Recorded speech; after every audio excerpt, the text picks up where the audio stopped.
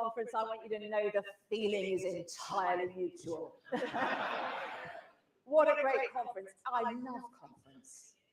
It is a chance to see you all, to be able to thank you for all that you do, for all that you believe in, and for being here today.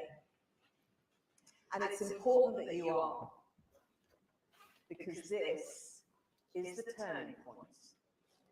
It is the point from which we are going to be measured. Now, physically getting here has not been straightforward. Mick Whelan will be very disappointed to see so many of you here.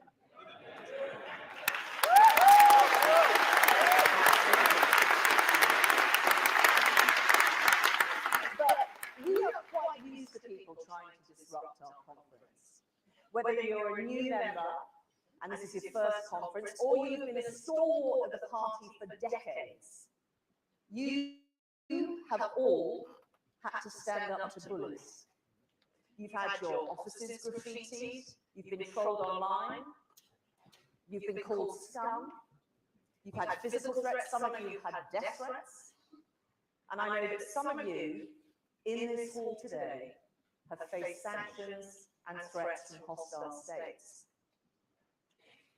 No matter what the attack, we don't back down. 39 years ago, this conference met in the aftermath of the Brighton bomb. Standing up to bullies is what we do.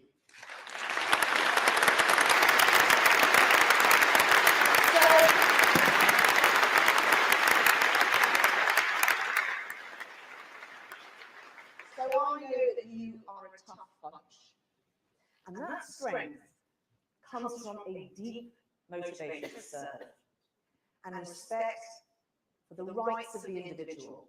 And I'm glad of that courage, because what I have to say to you today is not for the faint-hearted. Conference, we face the fight of our lives. And our country needs us again to stand up and fight. Stand up and fight against the odds, against the bullying, against the sneering commentary, against the inevitability of decliners and the despite Brexiters. Stand up and fight against the sanctimonious claptrap of a Labour Party who have forgotten their MRSA-infected hospitals, their soaring council tax and fuel duty, mass youth unemployment, and the economic mess they left us to sort out. Stand up and fight.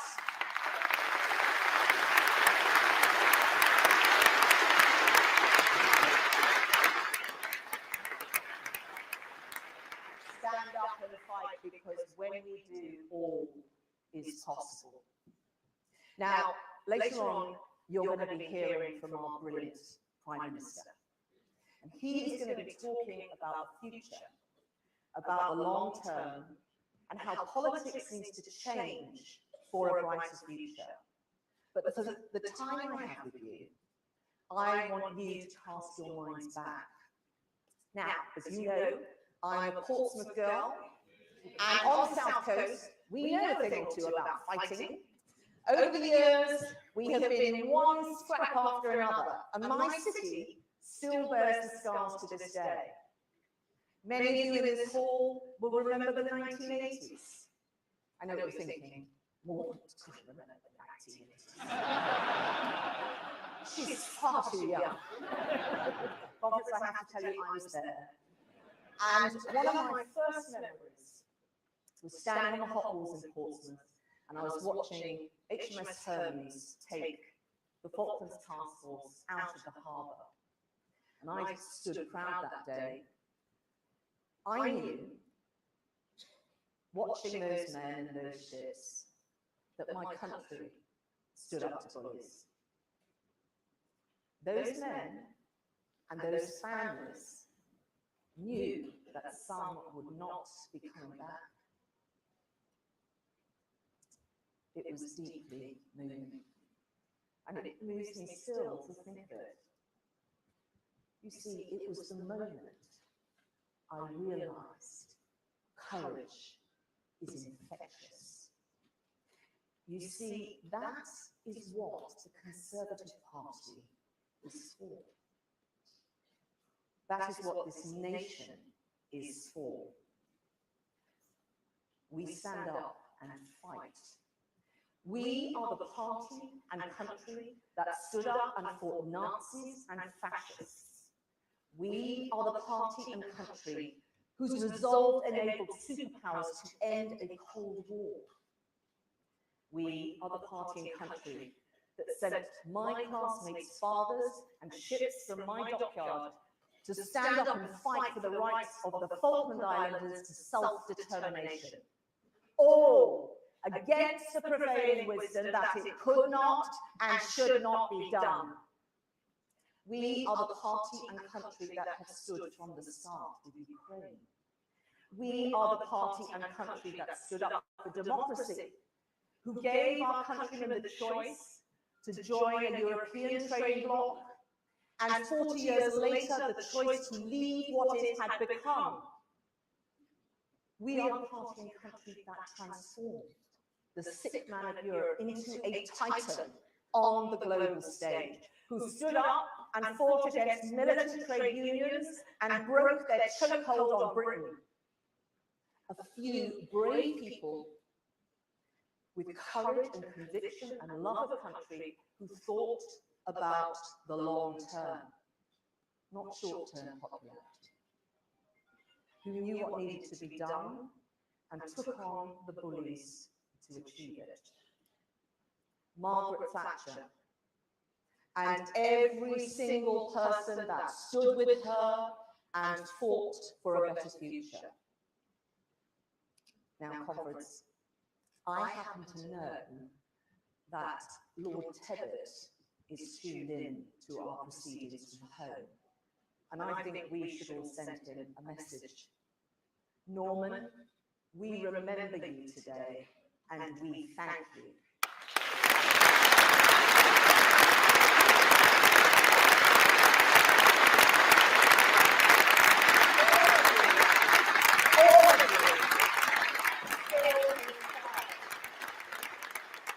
Never forget those who went before us, and remember that without a Churchill, you can't have a Zelensky. Conference, I am telling you all of this because I want you to remember that our greatest moments as a party and a country come from when we feel at our lowest ebb. And we face such a moment now. Unprecedented threats yield unprecedented opportunity. Unprecedented fears provide unprecedented challenge. So why have I taken you all back to the 1980s? Very simply, conference, because that is where the Labour Party now wishes to return. Make no mistake, they want to fight the battles of the past. All that we have worked so hard to achieve is in peril. The freedom to use our roads without protesters or politicians stopping you. The freedom to access public services and public transport. The freedom to build a business and create wealth. The freedom to invest in your children. The freedom to make of ourselves everything our talents and determination allow. The freedom to speak one's mind. The freedom of political association. The freedom to take personal responsibility, all at risk. Make no mistake, what will happen if we fail to win a general election? And the biggest threat of all is that the sons and daughters of Scargill are readying for a rematch of the battle of the 1980s, no less than the repeal of all the reforms and freedoms we have brought in, aided and abetted by Labour, fueled by the politics of envy, identity and class hatred, outdated, dogmatic, irrelevant to the needs of the people. We're saying it all.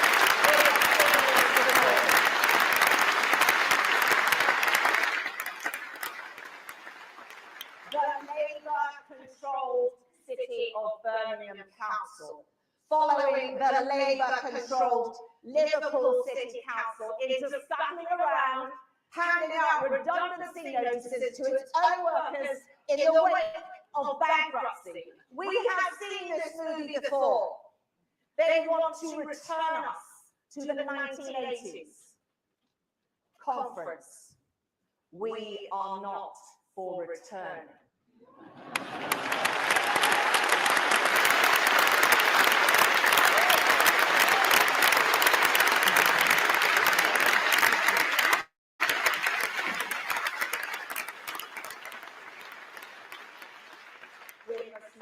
Again, let this country to be subject to the bully boy barons of militant trade unions, the Mac Racks, the Mid-Lynches, people who say they are going to defend your community while destroying it. People who say to hard-working families, the best way they can make ends meet is to drive those ends further apart by going on strike. People who tell you your cancelled operation on your National Health Service that you fund is a price worth paying for them to meet their agenda. People who want to turn the BMA into the NUM. Conference, we have seen this all before. We must never again let this country be tortured by the rack and the lynch mob. They are the iron fist, the iron fist. So now, let me tell you about the velvet glove. The smooth, silky, red velvet glove that would give them cover. You see, Conference, I don't know about you, but I do not trust the leadership of Keir Starmer to be able to stand up to the iron fist. Why? Because he is not even capable of standing up to Mark Drakeford and his plans for England Wales. No. 20 mile an hour. Or Sadiq Khan and his taxes on the working poor, or Angela Rayner and her trade union charter. He is incapable of standing up and fighting. He doesn't believe in anything. He doesn't stand for anything. Who is he? A few years ago, he wanted you all to think he was Jeremy Corbyn. He sat in his shadow cabinet, knowing full well what that would mean if that man ever got into Downing Street, what it would mean for our defences. He watched while colleagues of Jewish heritage were driven from his party. And at the turn of this year, he wanted you all to think he was Neil Kinnock. He used the exact language that Kinnock used in that fantastic conference speech he made when he took on the hard left of Hatton and Heffer. And at that moment, we Conservatives, we cheered. We cheered Kinnock because we recognised his courage. We recognised his motivation because it was ours too. It didn't matter that he was our opponent. He was fighting for our country. When has Sir Keir ever done that? No. Starmer has emboldened militant trade unionism and voted against protecting the public access to the services they pay for. And now, in Act 3, he wants you all to believe he's Tony Blair. Starmer will do anything and say anything to win an election. And that is where his ambition ends, along with the power that he will cede to his union paymasters and an NEC, which needs a focus group to tell it to sing the national anthem. He will not stand up and fight for anything or anyone. He won't stand up for you. More likely, he's going to lie down. Lie down in the streets with just a hoil, lie down with the Lib Dems and the SNP, lie down with Ed Davey, the man that makes Tim Farron look like a giant. Yeah.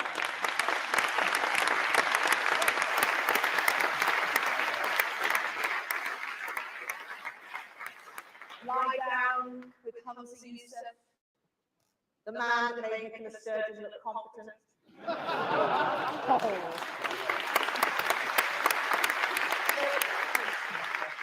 But just think for a moment what that would mean for our relationship with the EU and for the union of our precious United Kingdom. Right at the point when our brilliant nation should be focused on the new opportunities ahead, when it should be thinking about the future, taking the long-term decisions to guarantee its success. Be in no doubt what is at stake. These people will erase everything we have achieved. They will deny Britain all it can be. So if you remember nothing else from what I have said today, remember this.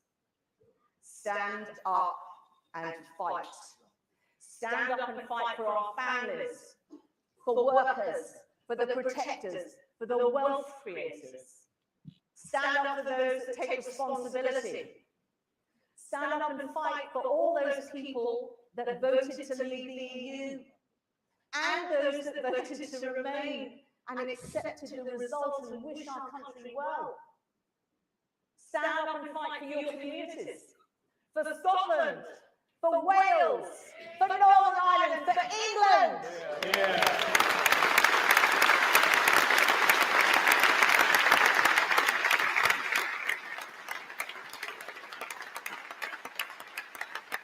Stand up and fight for the freedoms we have won. Against socialism, whether it is made of velvet or iron. Have courage and conviction, because when you do, you move our countrymen, our communities and capital of all kinds to our cause. Stand up and fight, because when you stand up and fight, the person beside you stands up and fights. And when our party stands up and fights, the nation stands up and fights. And when our nation stands up and fights, other nations stand up and fight. And they stand up and fight for the things upon which the entire progress of humanity depends. Freedom. That is what conservatives do. That is what this nation does. Have courage. Bring hope. Stand up and fight. Stand up and fight. Thank you, Conference.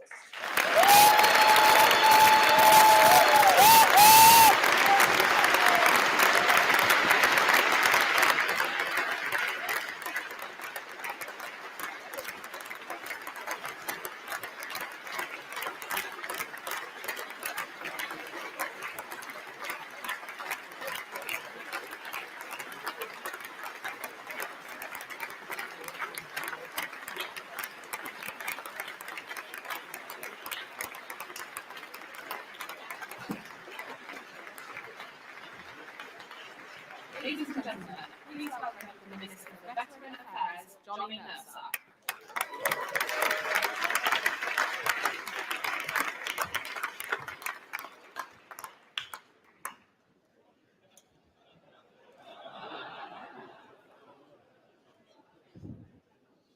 If there's any consolation, I was quite surprised they gave me this slot as well.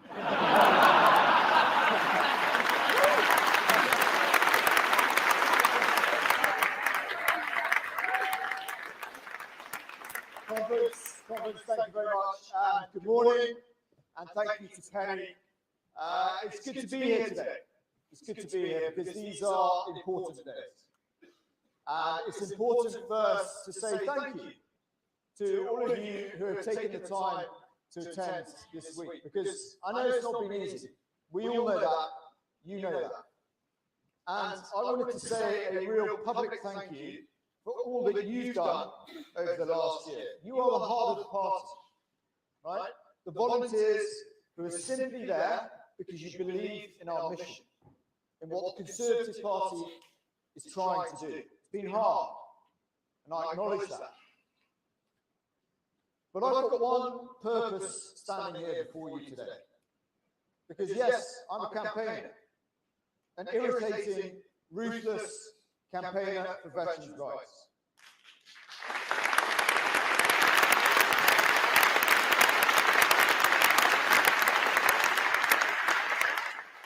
I love Plymouth, but above all of that, I'm a patriot. And the truth is, we stand at a crossroads. And I want us to really focus on what lies ahead. Because out there, there's a country that is yearning to be won over, that really does not want to vote and have a Labour government. They want to change. They want a change that works better for them. Everyone wants change after 13 years. Just ask my wife.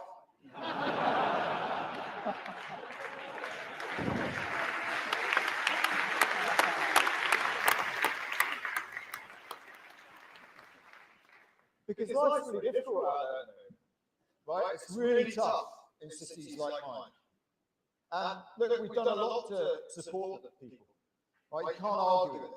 Paying half of the average household bill, freezing fuel duty, benefits rising in line with inflation to look after our poorest people through the storms.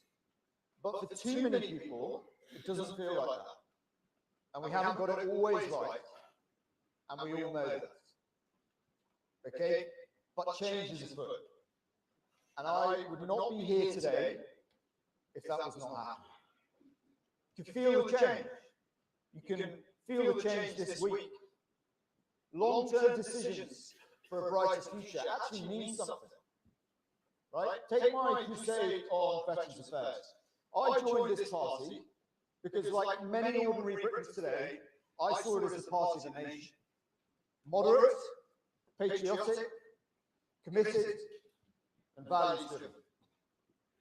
I believe that if I could show the values that were missing in the care of my generation of veterans of Afghanistan, this party would close that gap. Because it was a values thing. It was a values thing.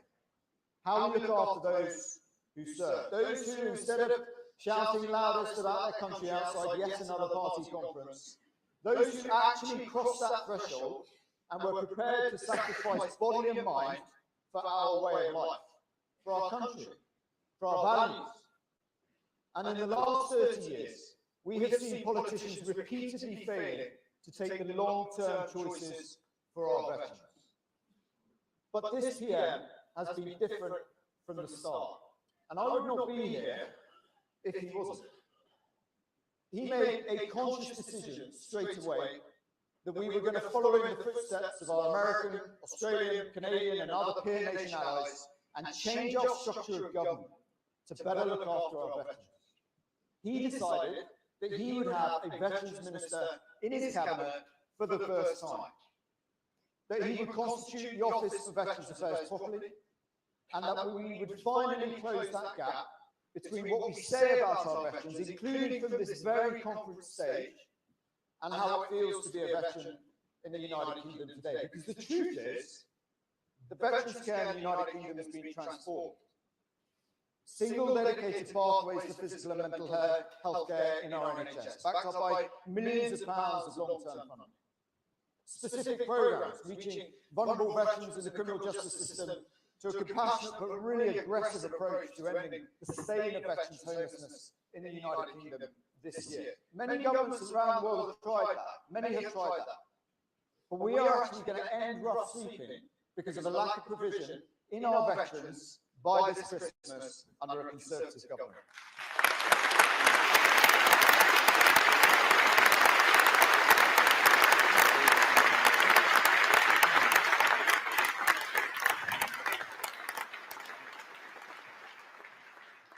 And finally, that totemic scourge on the lives of our extraordinary people who served in Northern Ireland has been removed.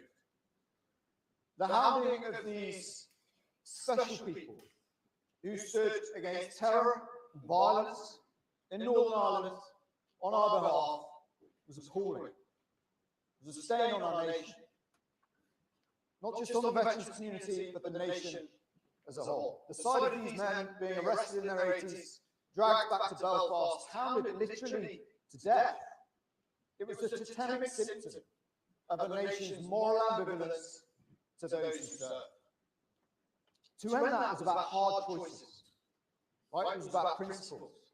It was about honesty, about what could be achieved in that space. It talked about who we are as a party, who the Prime Minister is as a man, his character, what he believes in. It was about values. And with the Northern Ireland Legacy Act, we have now achieved that change. I pay tribute to Chris and the Northern Ireland Office, of course. But mostly, I pay tribute to the unstinting bravery, patriotism and courage of that generation of veterans who served in Northern Ireland. I know you haven't always felt it, but your sacrifices brought the peace that we have today in the United Kingdom, and we are unequivocal in our admiration and total respect for your service, and I hope you can begin to feel that now for yourselves as well.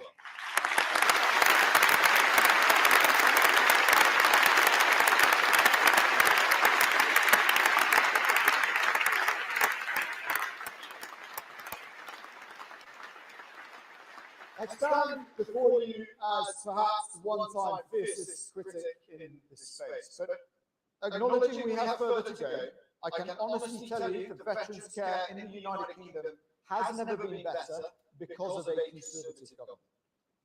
Okay, these are the things a Conservative government can do. Long-term decisions for a brighter future. Labour don't even have a veterans minister in their shadow cabinet. They've already said they'll repeal the Northern Ireland Bill I've just been talking about. They have no plans for an Office of Veterans Affairs, because to do this stuff, you actually have to believe in something. Right? And if you know anything at all, it's a Keir Starmer believes in nothing at all. Right? He will bend to the highest bidder. First bit of rough water, he's going to bail out. Okay? And contrast this with Rishi. Voting for Brexit, despite being told it was ending his career. Creating a world-leading furlough scheme throughout the pandemic. Taking a leadership role in our approach to net zero with working families at the heart of it. Because he's in it to serve. I know him. I know that central in his mind are the working families of this nation.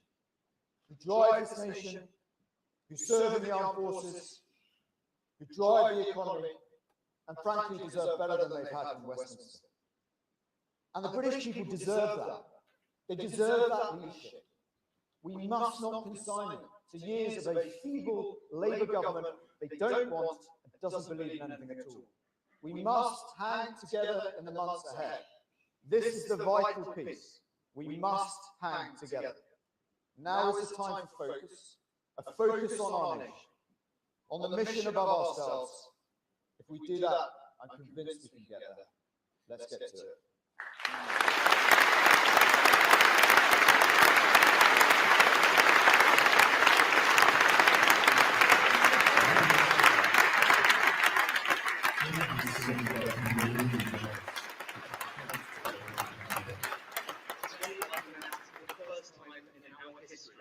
The government is going to step in and help to pay people's wages. Change is fixing the Northern Ireland Protocol after years of arguments.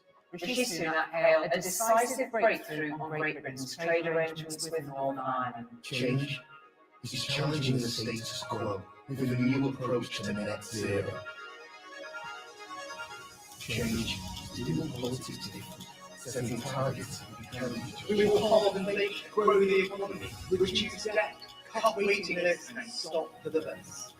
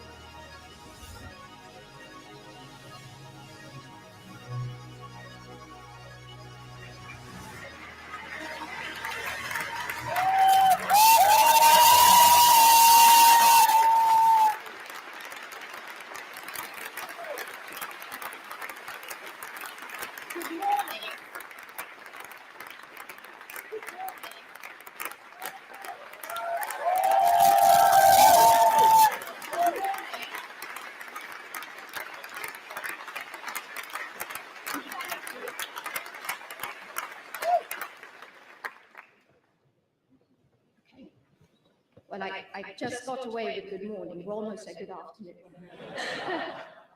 But yes, you're absolutely right. I'm not on the agenda for today. A bit of a surprise addition, shall we say. And a surprise for my husband too, who has no idea what I'm going to say.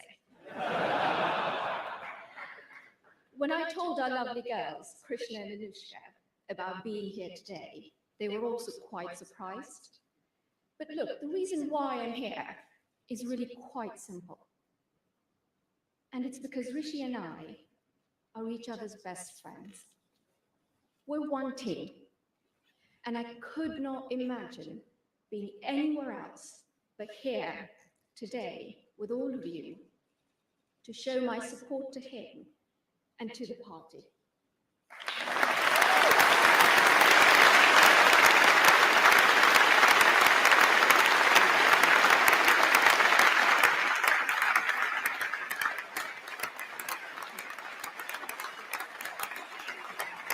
Now, as you'd expect, there's been a lot about Rishi in the media, about who he is, what he likes, what he doesn't like, what motivates him, and so forth.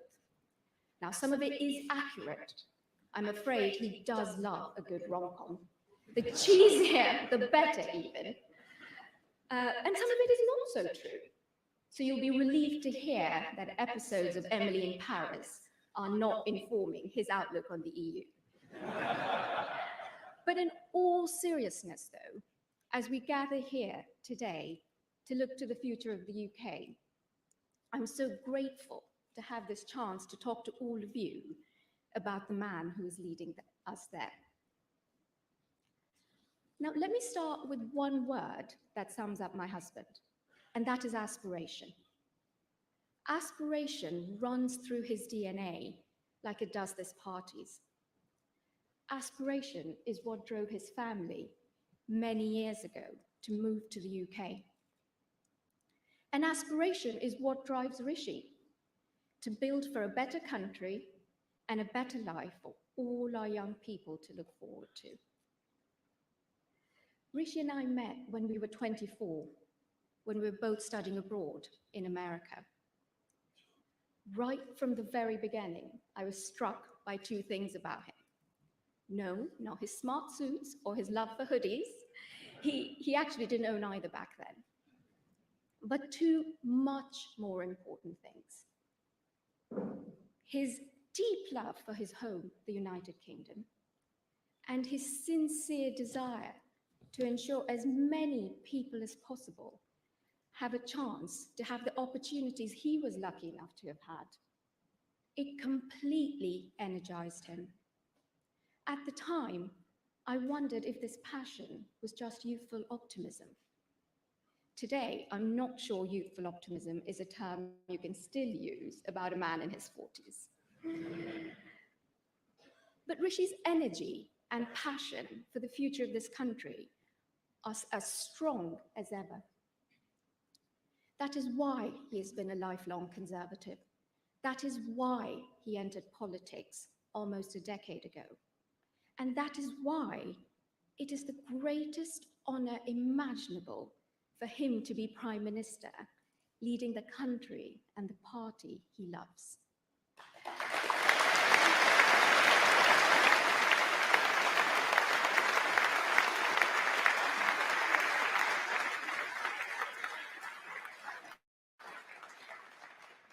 As I said earlier, getting together with Rishi almost 20 years ago was not the easy route. It meant, in our early days together, a complicated, long-distance relationship. But let me tell you, on the other hand, being with Rishi was the easiest decision of my life. He's fun, he's thoughtful, he's compassionate, and he has an incredible zest for life. But what drew me to him most was his strength of character, his honesty, his integrity, with a firm understanding of right from wrong. It's what I'm still drawn to even today, after 14 years of being married. As you may know, Rishi is His parents moved to the UK from East Africa with very little, but they built here a life for themselves and for their children. For Rishi's dad, being involved in his patients' lives beyond the doctor's surgery was a big part of how he saw his role. Rishi's mum trained as a pharmacist, and years later, after saving enough to open her own shop, she too went above and beyond the call of duty to build deep-rooted relationships with her customers. It meant Rishi and his younger brother and sister grew up in a household entrenched in their community in Southampton, and they were wholly devoted to it. That love of community grew in Rishi too, from a very young age, as the most natural extension of how he sees home. And that connection with people is the source of his political life. Rishi cares deeply about this party and the values that underpin it. I would like to take this opportunity to thank you all for the support you've already shown him and for the warm welcome you've given our young family. Please know that Rishi is working hard to do the right thing for the country, not just for now, but for the long term, with honesty and with integrity. That is why he has told some hard truths already, and knowing him, he'll continue to do so. He shares your values, and he knows how much you care about the future of the UK, but also about the struggles and the challenges that people are facing today, and the potential we all see in a better tomorrow, not just for a few, but for everyone in our country. Just as with our girls, he wants the next generation to grow up in a country that offers them opportunity and hope, a country that helps them build rock-solid foundations, with a deep respect for hard work and the confidence to fulfill their potential, and a love for community in all its forms. Sometimes, when the going gets tough, I remind Rishi that he's fighting for his values, that he's fighting for this party's values, knowing that it's a hard road ahead, but success is hard won. Rishi, you know this.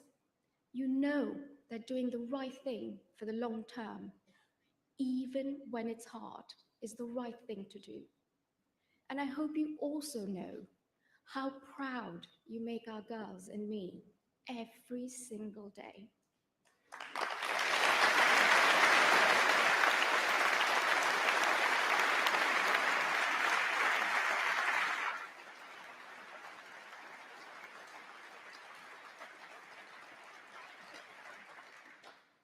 Conference, thank you for letting me gate crash to tell you a little bit more about the Rishi that I know and the Rishi that I hope most people will come to understand.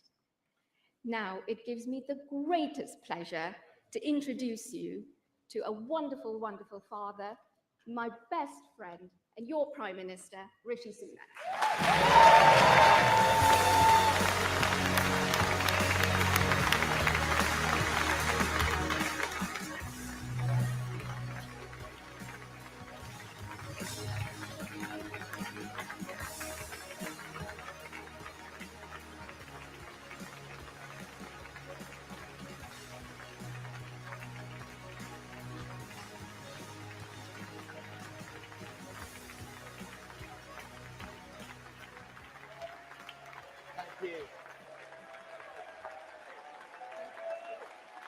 Thank you. Conference, thank you. Thank you. Thank you, everyone. Thank you.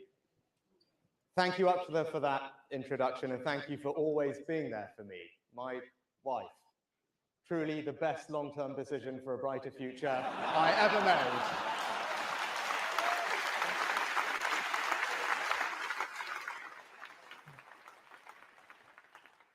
I've been blessed in my life. I have a wonderful wife and 2 daughters who make me proud every single day. And I was also lucky enough to grow up in the most loving of homes. My dad was a GP and my mum a pharmacist. You did need a small mention of the last summer, I know. Now, in so many ways, I wouldn't be standing here before you today without them. My mum and dad were and are my inspiration. Thank you, Mum. Thank you, Dad.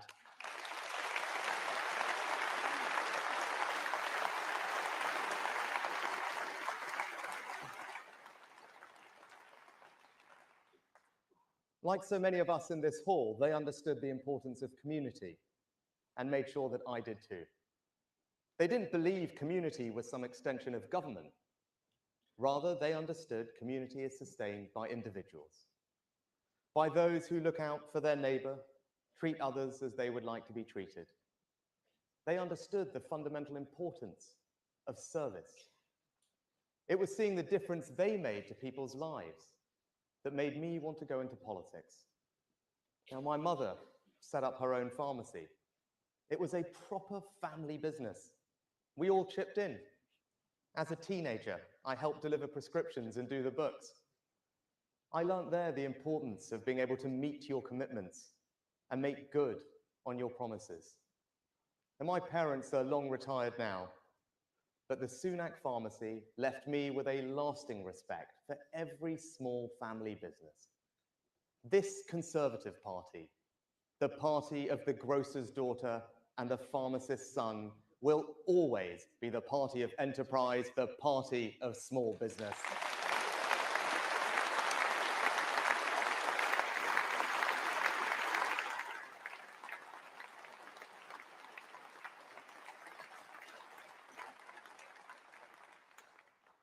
I've been Prime Minister for almost a year now. We have done good things in that time. We've made progress on our 5 priorities: to halve inflation, grow the economy, reduce debt, cut waiting lists, and to stop the boats. But today, I want to share with you my reflections on what I have seen and what I have learned doing this job.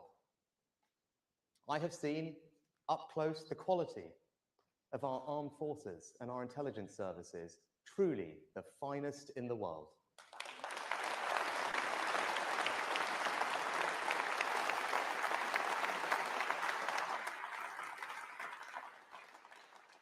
The debt of gratitude we owe them is why we are making this the best place to be a veteran.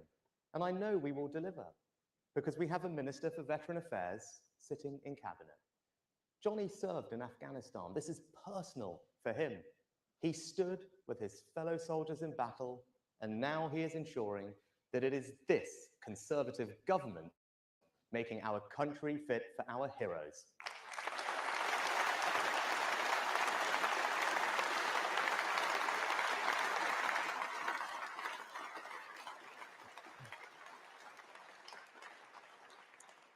We've backed our military with record investment. Working with Ben, a great defense secretary, we put the defense budget on a sustainable footing. And now Grant will ensure that our advanced AUKUS submarine alliance with Australia and the United States keeps the world safe for decades to come and creates jobs here at home. And through our leading role in NATO, we remain the bulwark of European security. All testament to this country's global reach and influence and our determination to take long-term decisions in the national interest. By contrast, just remember that not once, but twice, Labour tried to make a man Prime Minister who didn't believe in NATO, who would have surrendered our nuclear deterrent, and who blames Britain for every problem. Sir Keir Starmer might want us to forget about his repeated support for Jeremy Corbyn, but we never will. You can never trust Labour with our country's security.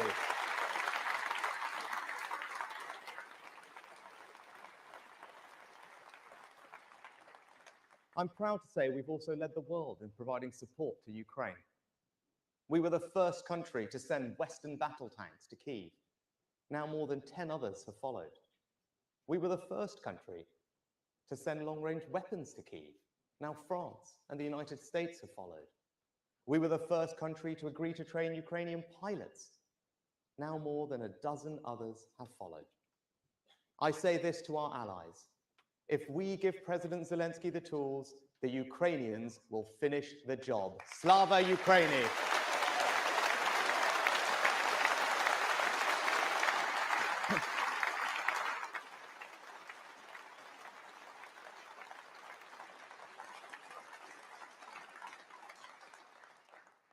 Doing this job, I meet and talk to inspirational men and women across our country.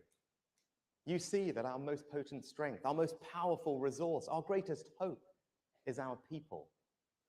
But what I've learned is that there is an undeniable sense that politics just doesn't work the way it should. The feeling that Westminster is a broken system, and the same goes for Holyrood, Cardiff Bay, and Stormont. It isn't anger, it's an exhaustion with politics.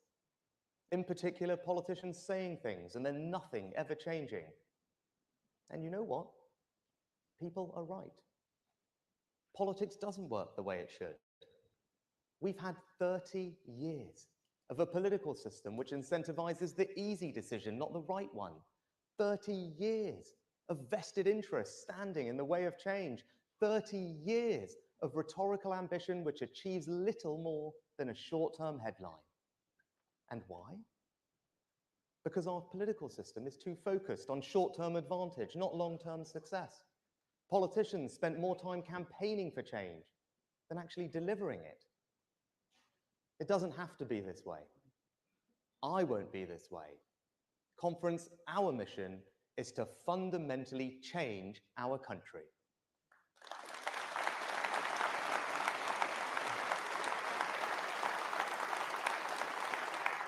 Now,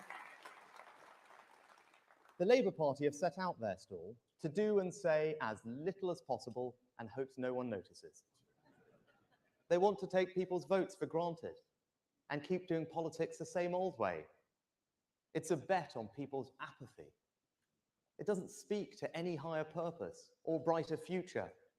It is about power for the sake of power. It is, in short, everything that is wrong with our politics. So if this country is to change, then it can only be us who will deliver it. Because if we do not, our growth will be stunted. More places will be left behind, and ever more of our time will be spent debating the side issues and symptoms rather than the deeper, more structural challenges we face. We won't allow this to happen. So where a consensus is false, we will challenge it. Where a vested interest is placing itself above the needs of the people, we will stop it. And where common sense is under attack from an organized assault, we will defend it.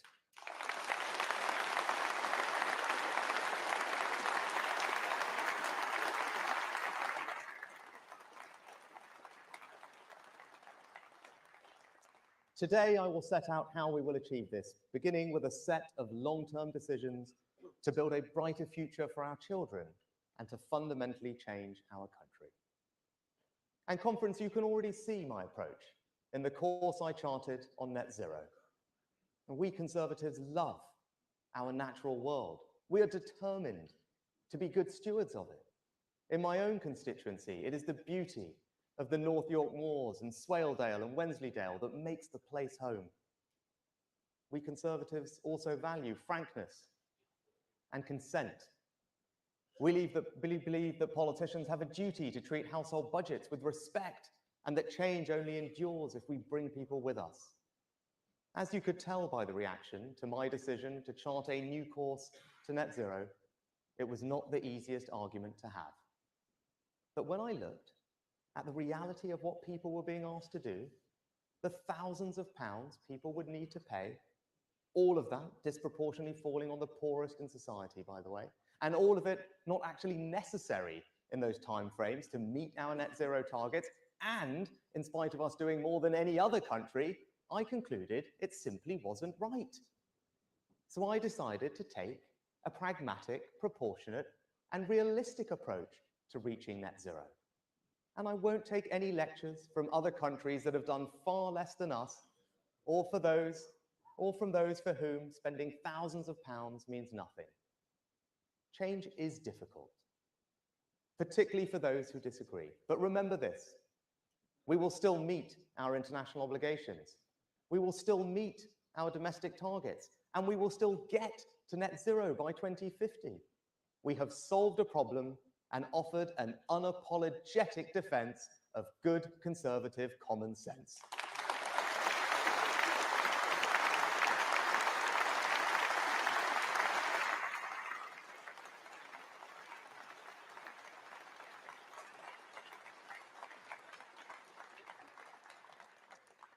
So as much to the country, I make this promise to all of you in this hall.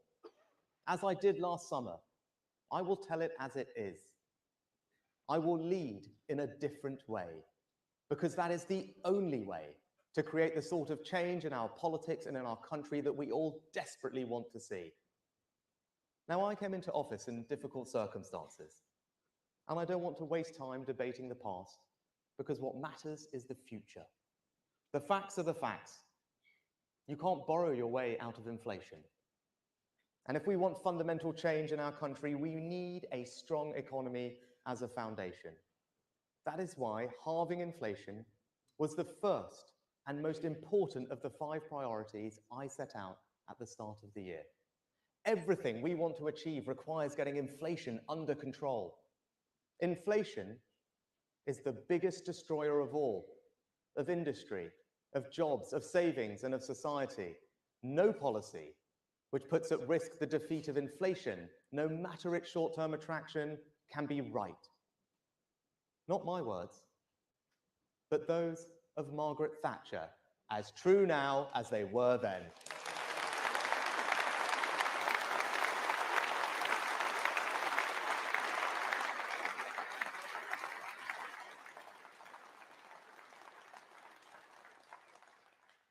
I know you want tax cuts. I want them too, and we will deliver them. But the best tax cut we can give people right now is to halve inflation and ease the cost of living.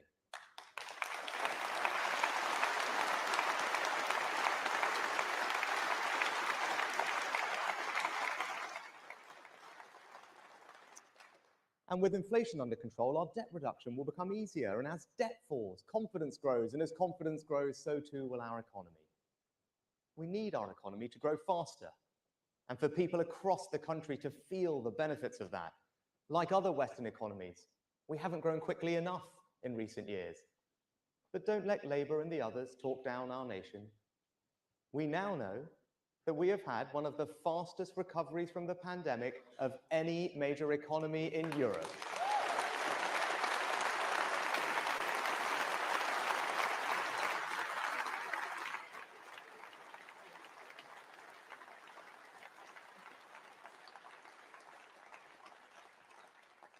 Since leaving the single market, we've grown faster than France and Germany, not despite Brexit, because of Brexit.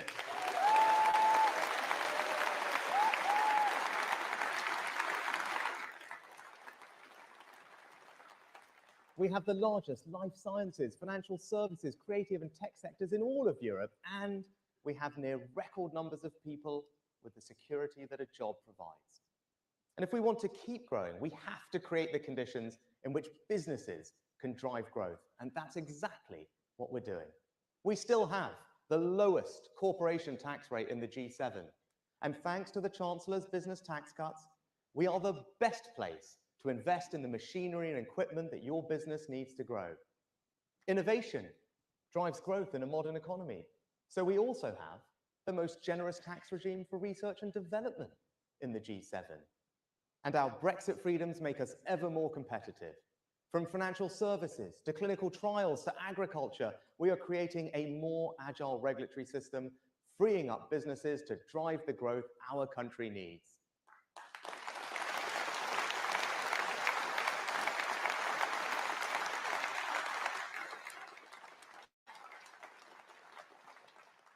The fact we control our own trade policy now is why we can be the first European country to join the £11 trillion Pacific Trade Pact, linking us to the fastest growing region in the world and opening up new markets for our farmers and great British products. We have new free ports from the Firth of Forth to the Solent, ensuring the benefits of trade and investment are spread across our country. And thank you, Kemi, for cutting away Brussels red tape and saving small businesses £1 billion a year.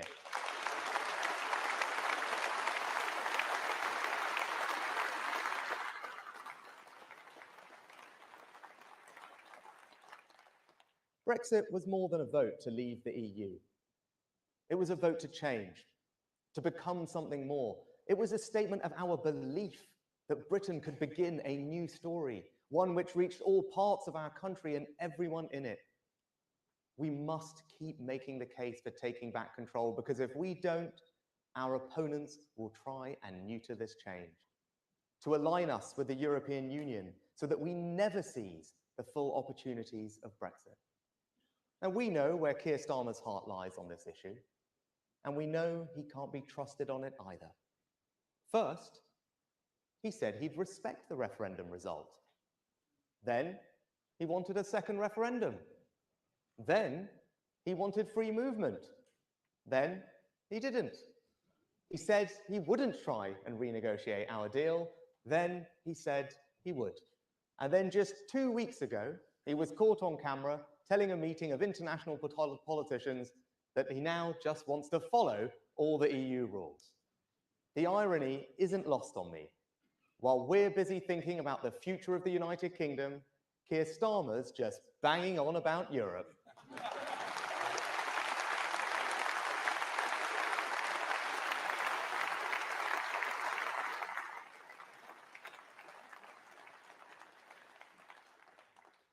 You just cannot know what you're going to get with him. The only thing that is certain is that it won't be what he's promising you. But the worst thing about Sir Keir is that he just says whatever he thinks will benefit him the most. Doesn't matter whether he can deliver it. Doesn't matter if it's true. It doesn't matter if he said the opposite just a few weeks or months ago. He is the walking definition of the 30-year political status quo I am here to end. That is why we have to beat him, and conference, that is why we will.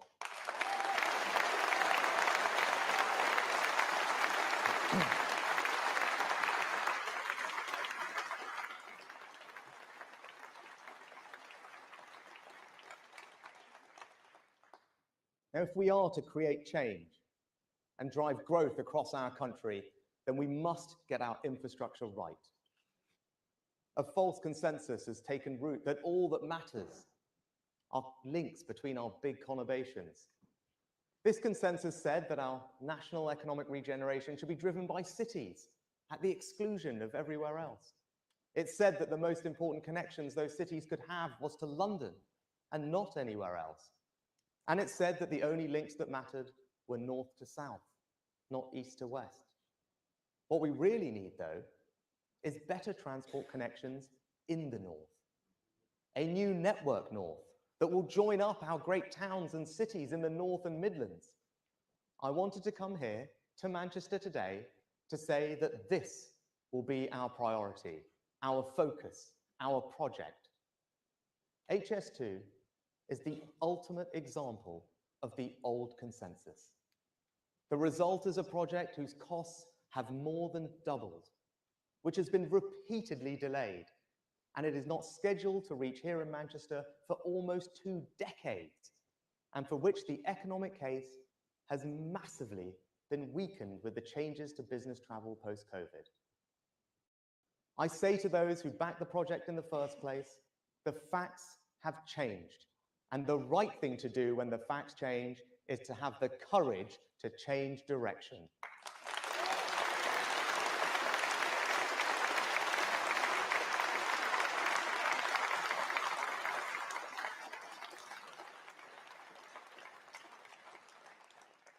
And so, I am ending this long-running saga. I am cancelling the rest of the HS2 project. And in its place, we will reinvest every single penny, £36 billion, in hundreds of new transport projects in the North and the Midlands across the country. This means £36 billion of investment in the projects that will make a real difference across our nation.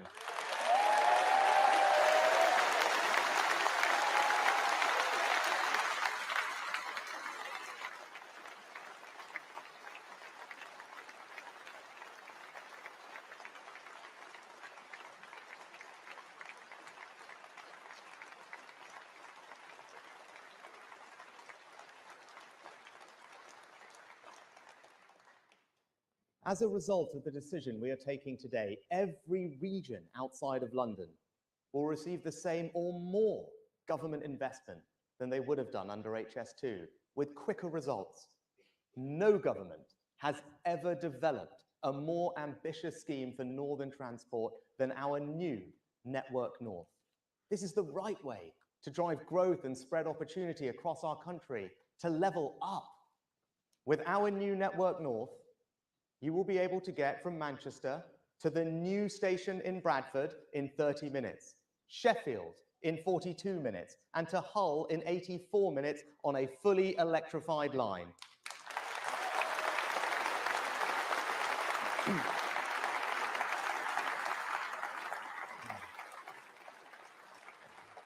All right. Don't worry, there's more. We'll protect the £12 billion to link up Manchester and Liverpool as planned, and we'll engage with local leaders on how best to deliver that scheme. We'll build the Midlands Rail Hub, connecting 50 different stations. We'll help Andy Street extend the West Midlands Metro. We'll build the Leeds Tram. We'll electrify the North Wales Main Line, upgrade the A1, the A2, the A5, the M6. We'll connect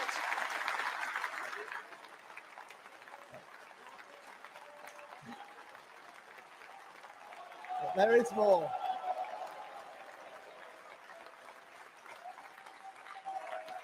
There's lots more.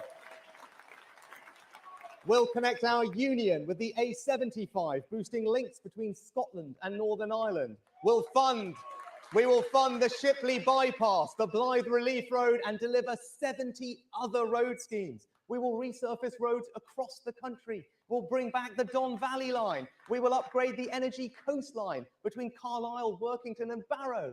Build hundreds of other schemes, and keep the £2 bus fare across the whole country.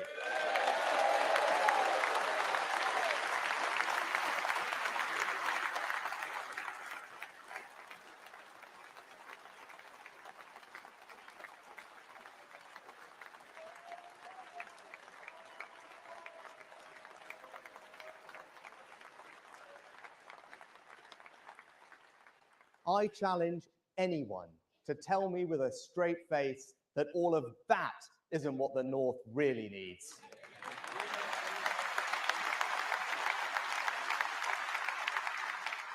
Our plan will drive far more growth and opportunity here in the North than a faster train to London ever would.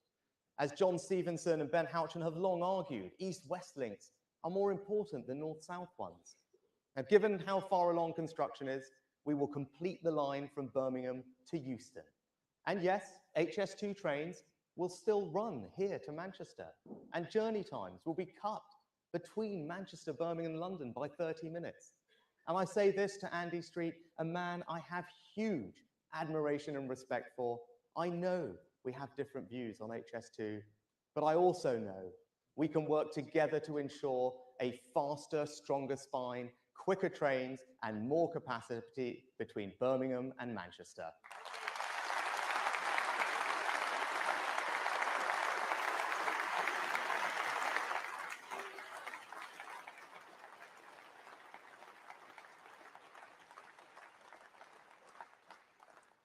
The management of HS2 will no longer be responsible for the Euston site. There must be some accountability for the mistakes made, for the mismanagement of this project.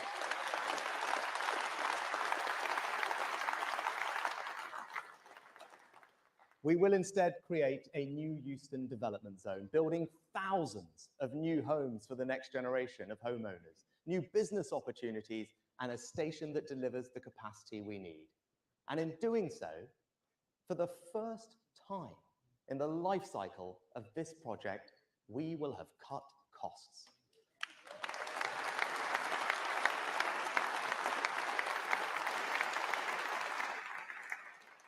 The £6.5 billion of savings that Mark and I are making will be taken from the Euston site and given to the rest of the country.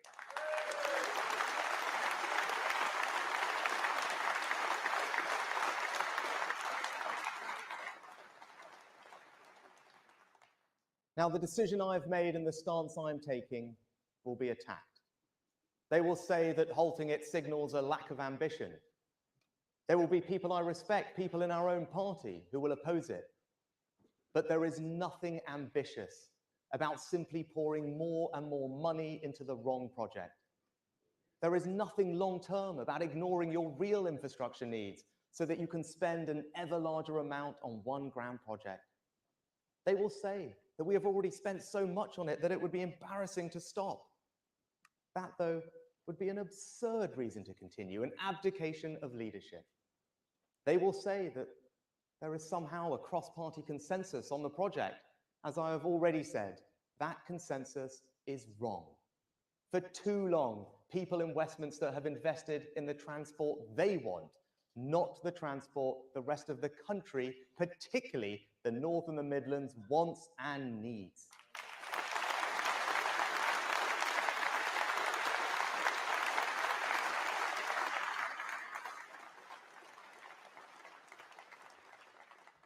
And to those who disagree, who will focus on what I have stopped, I ask you to consider what we have just created with Network North, an alternative which, in place of one delayed and overrunning project, will now begin hundreds upon hundreds of new projects, large and small, road and rail, bus and train, covering the whole country, that will be delivered faster, that will see every region receiving more investment than they would have done.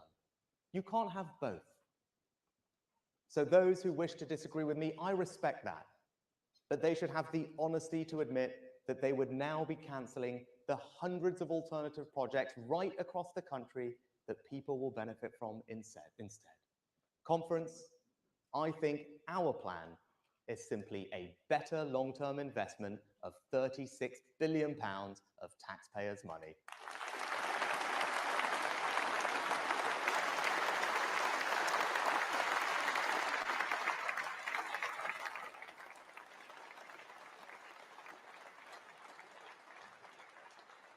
Now, we need to bring this willingness to make the right decision, not the easy one, to every aspect of our national life. The NHS is important to us all. It is the birthright of every person in this country. It was the NHS and social care staff who worked night and day to get us through the pandemic. Now, our commitment to the principle of an NHS free at the point of use is immovable. And this Conservative government is putting record resources into our NHS and social care too. But we Conservatives know that you don't measure your affection for the NHS just by how much money you put in, but how you reform it for the challenges ahead. I know that right now waiting lists are patients' most pressing concern. Just as in Scotland and Wales, they have risen because of the pandemic. And now strikes have led to more than 1 million cancelled appointments. Now, this is a reasonable government. We have negotiated and reached pay deals with over 1 million NHS workers, including nurses and hospital porters. We have met the recommendations of the independent pay review bodies for junior doctors and consultants in full. We have cut their taxes on their pensions as they requested. But they continue to demand massive, unaffordable pay rises, and that they have chosen to walk out this week says it all. This strike is all about politics, not patience.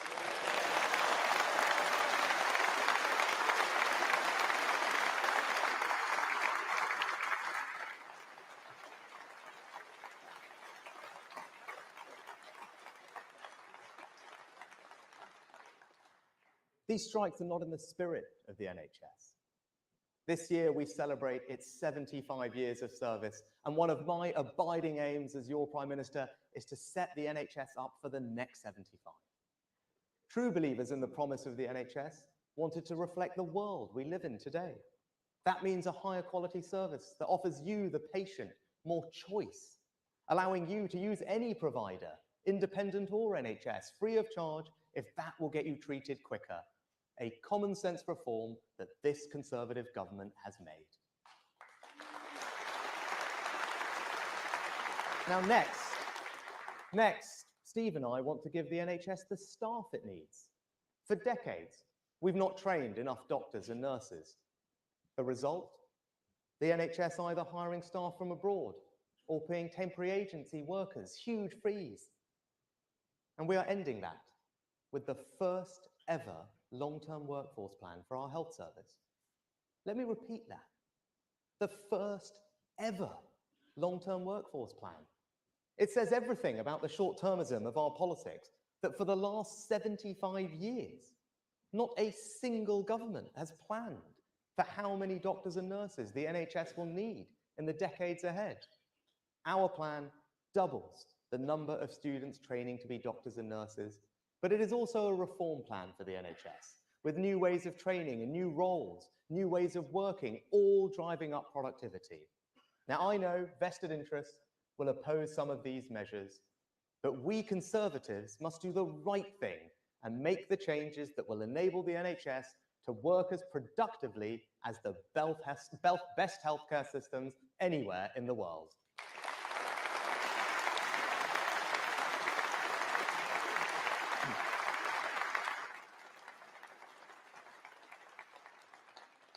And this is what a long-term decision really is. Given it takes up to 15 years to train a consultant, there's no politics in this investment. It's not about credit. It's about our kids and their kids. They'll get a much better and stronger NHS. And that's why we're here. That's why we Conservatives do what we do, up and down the country, from Whitehall to Town Hall. We're building a better future for the next generation. But to ease the more fundamental burden of demand on the NHS, we need more preventative care to stop people having to go to hospital in the first place. We must tackle the single biggest entirely preventable cause of ill health, disability, and death, and that is smoking. In our country, smoking causes 1 in 4 cancer deaths. It kills 64,000 people a year and leads to almost 1 hospital admission every minute. It significantly increases the risks of strokes, heart disease, dementia, and stillbirth. Now, we've made great progress in tackling smoking. The number of people smoking is down by 2/3 since the 1970s. But if we are to do the right thing for our kids, we must try and stop teenagers taking up cigarettes in the first place. Because without a significant change, thousands of children will start smoking in the coming years and have their lives cut short as a result. People take up cigarettes when they're young. 4 in 5 smokers have started by the time they're 20. Later, the vast majority try to quit, but many fail because they're addicted and they wish they had never taken up the habit in the first place. Now, if we could break that cycle, if we could stop the start, then we would be on our way to ending the biggest cause of preventable death and disease in our country. So I propose that in future, we raise the smoking age by 1 year every year. That means a 14-year-old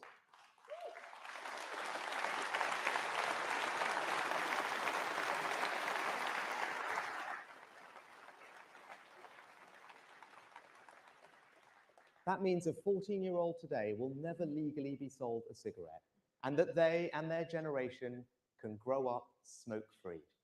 Now, we know this works. When we raised the smoking age to 18, smoking prevalence dropped by 30% in that age group. When the United States raised the age to 21, the smoking rate dropped by 39% in that age group. Smoking places huge pressures on the NHS and costs our country £17 billion a year. We have a chance to cut cancer deaths by 1/4, significantly ease those pressures and protect our children, and we should take it. This is not a values judgment on people who smoke. I don't believe it would be fair to take away the rights of anyone to smoke who currently does so. And the vote on this in Parliament will be a free vote, as the bar on smoking in public places was, and raising the smoking age to 18 was. There will be no government whip.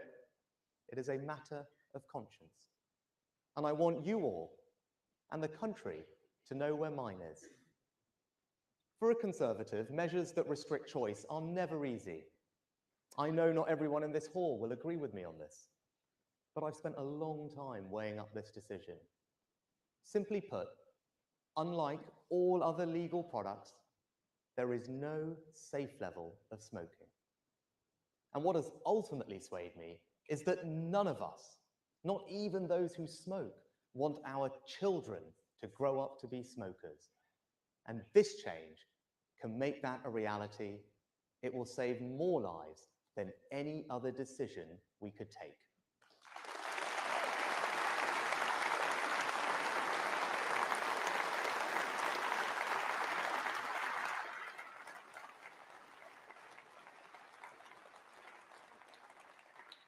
And as any parent or teacher knows, one of the most worrying trends right now is the rise in vaping amongst children.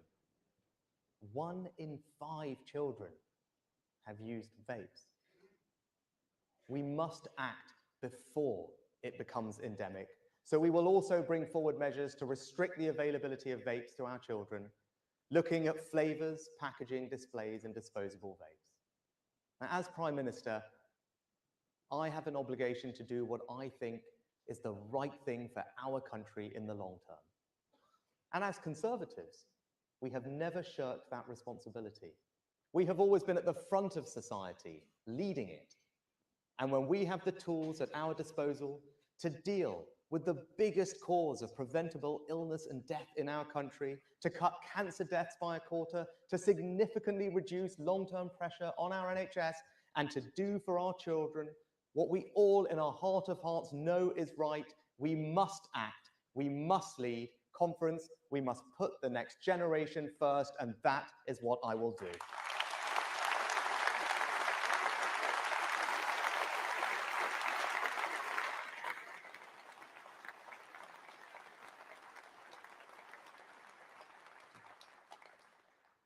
But all the boldness in the world will only mean so much if we can't similarly deal with matters of fundamental sovereignty, safety, and control. I'm talking, of course, about illegal immigration. It is non-negotiable that you, the British people, decide who comes here and not criminal gangs.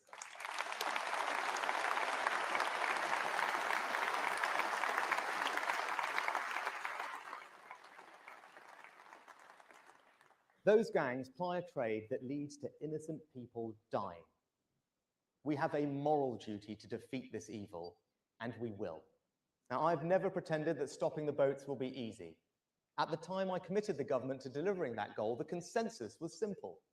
There was nothing we could do about it. They pointed to 4 years of growing crossings and said impossible. Well, conference, they were wrong. It is not impossible, and we are proving it. Small boat crossings are, for the first time since the phenomenon began, down 20% this year.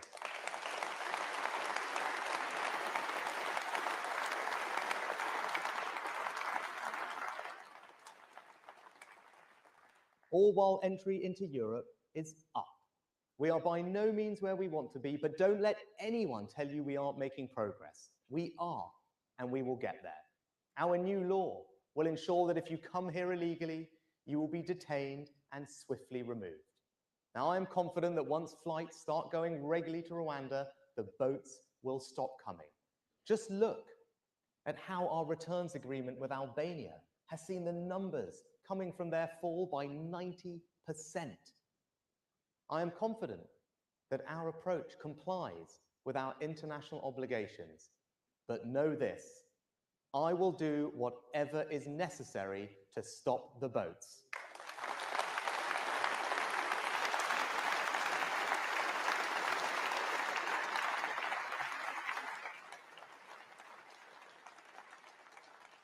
And by contrast, Labour's plan is to cook up some deal with the EU, which could see us accepting around 100,000 of Europe's asylum seekers. If your answer to illegal migration is to increase it, you clearly just don't get it, and that is why we have to stop them.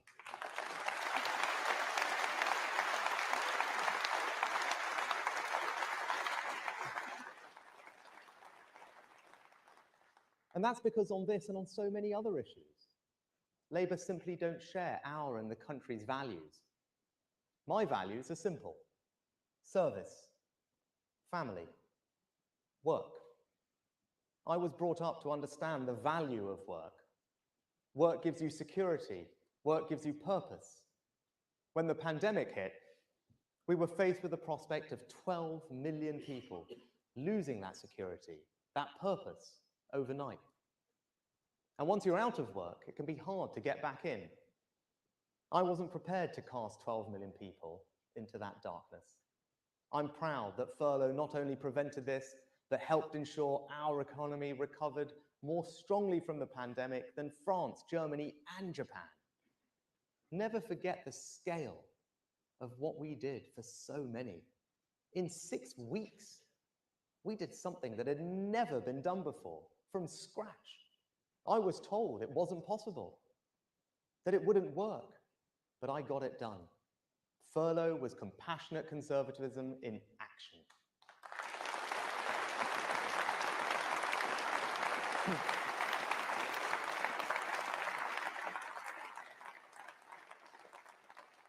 If furlough was one thing that helped us get through COVID, then Ian Duncan Smith's welfare reforms were another. The old system could not have coped with the pressure in the way that his universal credit did. But we have more to do.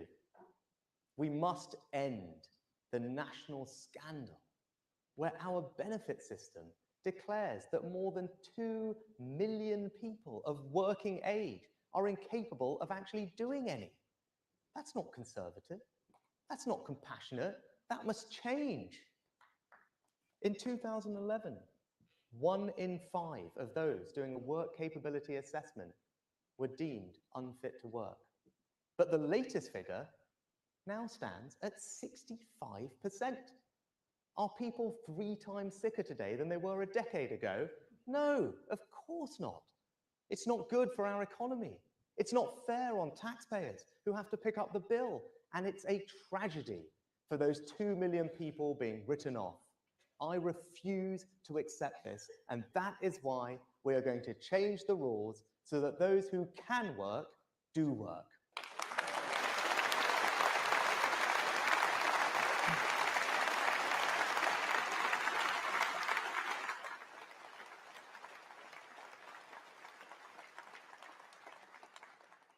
Your values and your priorities should be expressed in everything the public sector does. Too often, it is not. In too many parts of our permanent state, virtue signaling has replaced common sense. As Suella has said, there is no such thing as a minor crime. If the police tolerate crime and antisocial behavior in any form, we'll have more crime of all sorts. So that's why we now have record numbers of police officers, and every crime should be investigated. Our streets will be safer, our communities more secure. No one should be afraid to walk home alone at night.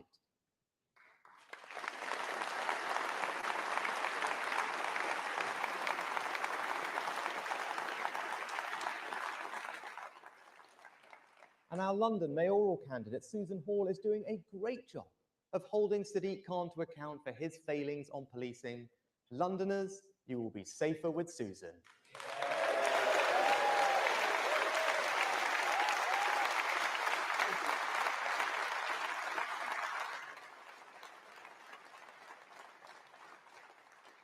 And I am clear, there are some crimes so heinous that those who perpetrate them should spend the rest of their lives behind bars. So I can confirm that we will legislate for sexual and sadistic murders to carry a full life term with no prospect of release.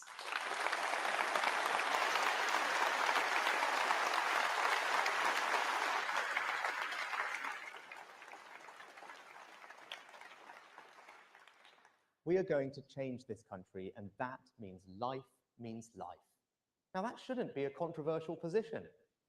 The vast majority of hardworking people agree with it. And it also shouldn't be controversial for parents to know what their children are being taught in school about relationships. Patients should know when hospitals are talking about men or women. And we shouldn't get bullied.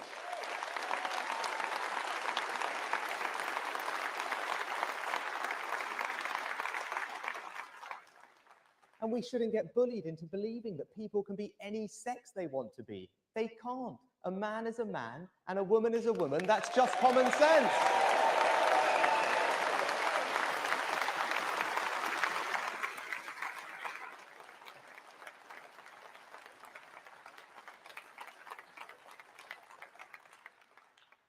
We should also never be afraid to talk about the thing that matters most to most of us, family. Whenever you want to talk about family, someone whispers, "Is that wise, Prime Minister?" You'll be accused of promoting a one-size-fits-all view. But in this Conservative Party, the party that legislated for same-sex marriage and is investing record amounts in childcare, we know that what matters is that love cascades down the generations.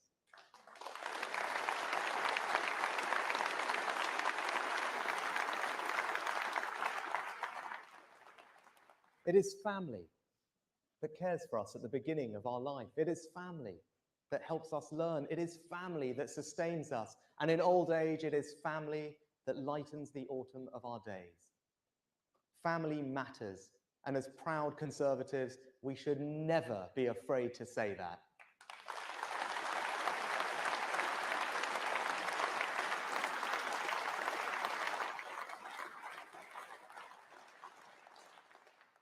And there's another family that matters to us all, our family of nations, England, Scotland, Wales, and Northern Ireland. Today, our union is the strongest it has been in a quarter of a century. The forces of separatism are in retreat across our country. Nicola Sturgeon wanted to go down in the history books as the woman who broke up our country, but it now looks like she may go down for very different reasons.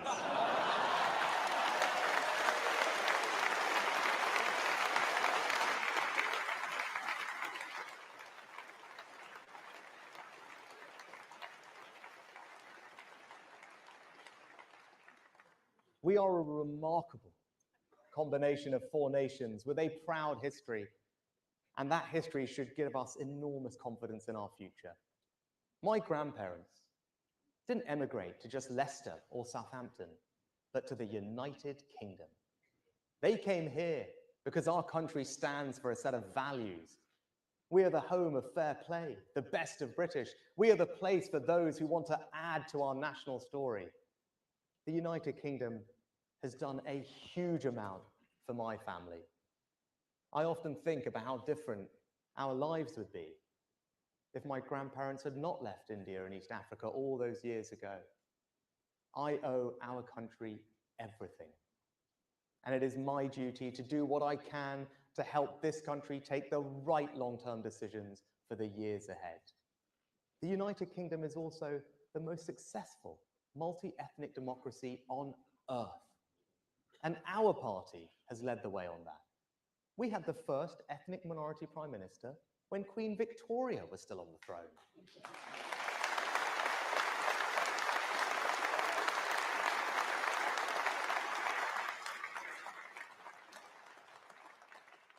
We've had 3 female prime ministers, and I stand before you today as the first non-white leader in our country's history.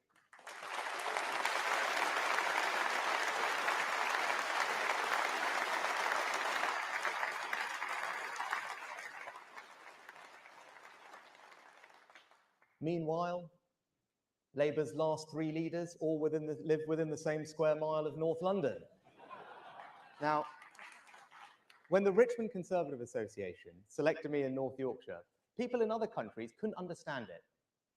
One American magazine even sent a reporter to Yorkshire to write about how a candidate of the wrong race could cost the Tories one of the safest seats in England. But they should not have projected their own prejudices onto our country.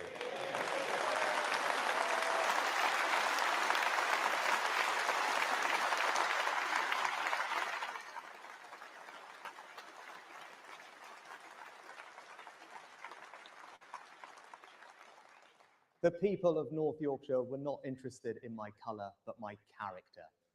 Never let anyone tell you that this is a racist country. It is not.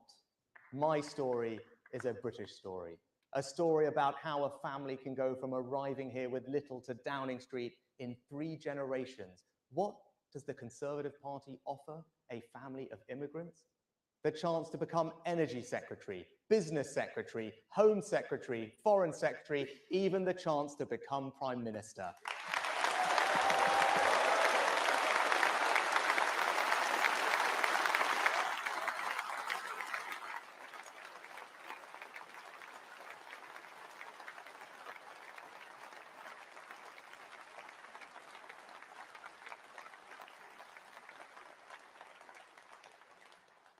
When I first became an MP, my grandfather came to Parliament to see me.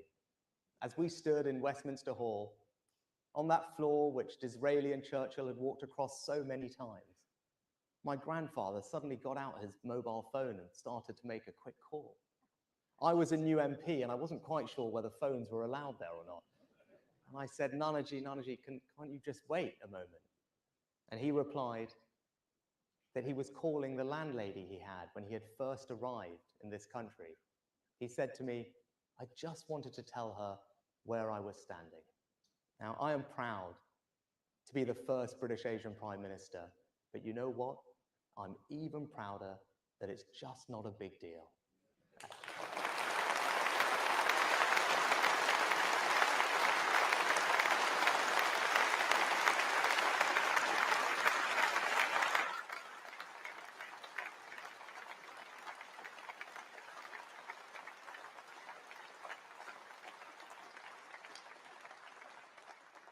And just remember, it was the Conservative Party that made that happen, not the Labour Party.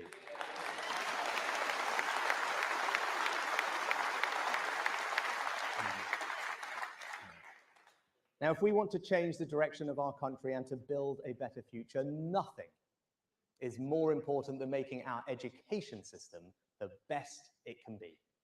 When our party came to power in 2010, our schools were slipping down international league tables.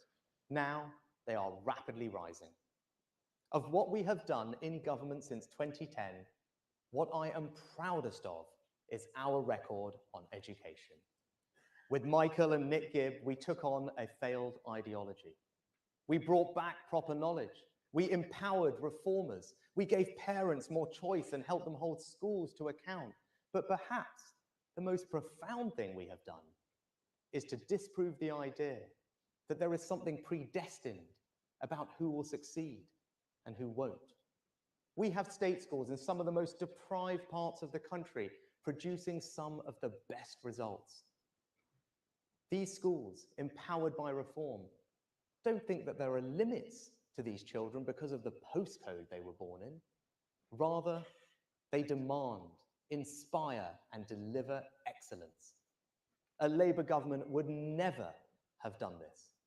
Rather, Labour pursued the false dream of 50% of children going to university and abandoned apprenticeships.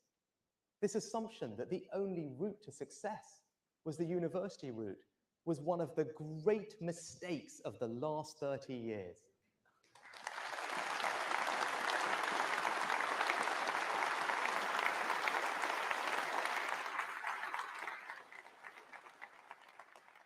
It led to thousands of young people being ripped off by degrees that did nothing to increase their employability or earnings potential. So we are stopping universities from enrolling students on courses that do nothing for their life chances. Under us, no more rip-off degrees.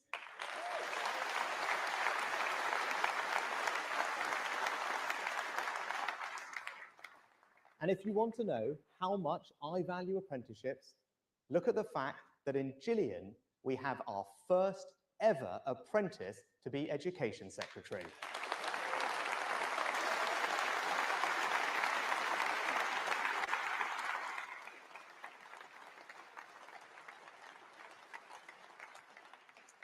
Today, I want to build on these Conservative achievements and take a long-term decision to address the problems with our 16 to 19 education system. Technical education is not given the respect it deserves. Students don't spend enough time in the classroom. A quarter of our children leave education without the basic literacy and numeracy they need to fulfill their potential. And our students study too narrow a range of subjects. Today, I am changing all of that, pulling one of the biggest levers we have to change the direction of our country. We will introduce the new rigorous, knowledge-rich, advanced British standard, which will bring together A-levels and T-levels into a new single qualification for our school leavers. First, this will finally deliver on the promise of parity of esteem between academic and technical education, because all students will sit the advanced British standard. Second, we will raise the floor, ensuring that our children leave school literate and numerate, because with the advanced British standard, all students will study some form of maths and English to 18 with extra help for those who struggle most. In our country, no child should be left behind.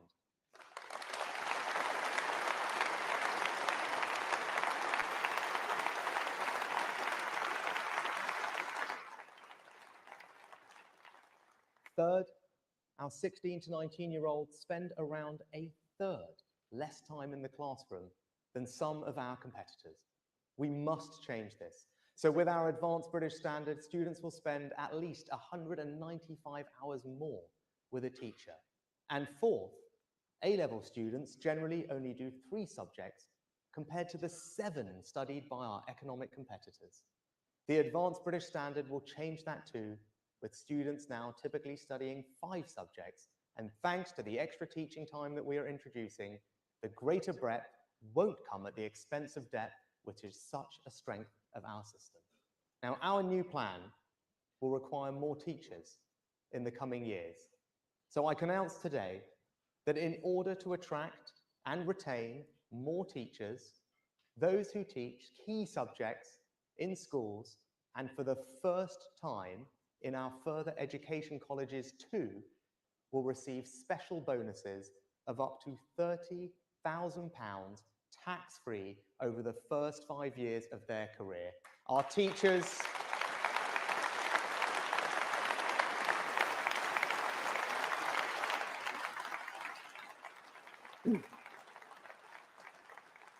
Our teachers do one of the most valuable jobs in our society, and we should reward them for that. And conference, I can tell you, my main funding priority in every spending review from now on will be education. Why? Because it's the closest thing we have to a silver bullet. It is the best economic policy, the best social policy, the best moral policy. It is the best way to spread opportunity and to create a more prosperous society. It is not just my way, conference, it is the Conservative way.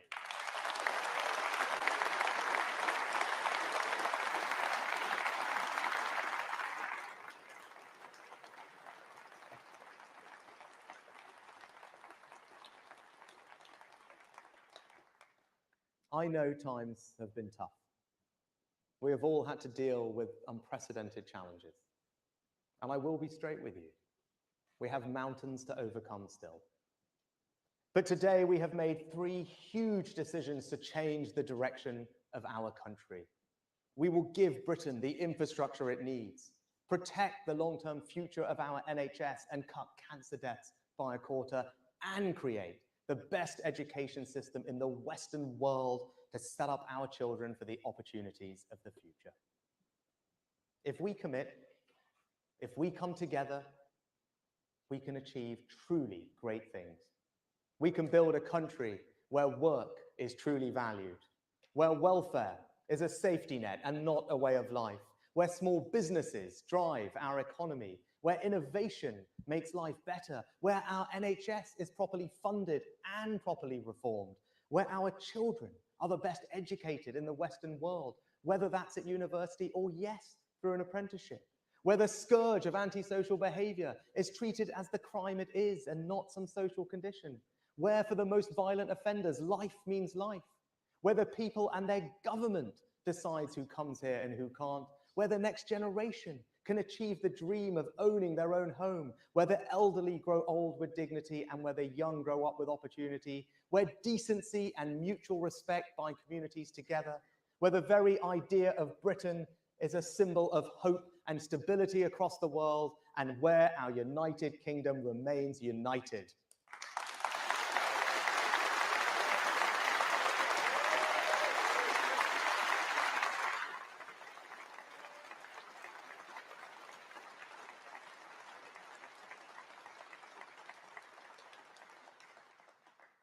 All this and more is ours if we want it, but we have to fight for it. At the next election, the choice the people face is bigger than party politics. Do we want a government committed to making long-term decisions, prepared to be radical in the face of challenges and to take on vested interests? Or do we want to stand still and quietly accept more of the same? You either think this country needs to change or you don't. And if you do, you should stand with me and every person in this hall. You should stand with the Conservatives.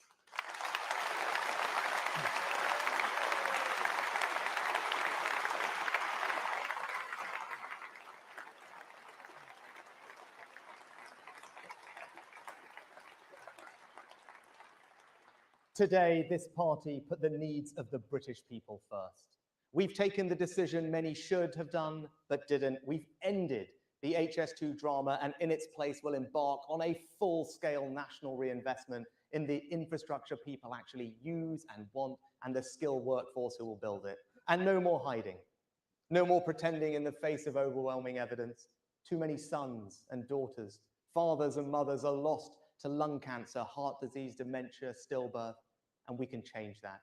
Today, we went beyond ideology and put the people first again and committed ourselves to ensure our children and grandchildren can be the first generation that doesn't have to suffer the false choice to quit smoking or not because they will never have started. Today, we set a course for our education system that will set our children up for the opportunities of the future. No more rip-off degrees, no more low aspiration, no more denigration of technical education, just the best education system in the Western world. We will be bold, we will be radical, we will face resistance, and we will meet it. We will give the country what it so sorely needs and yet too often has been denied.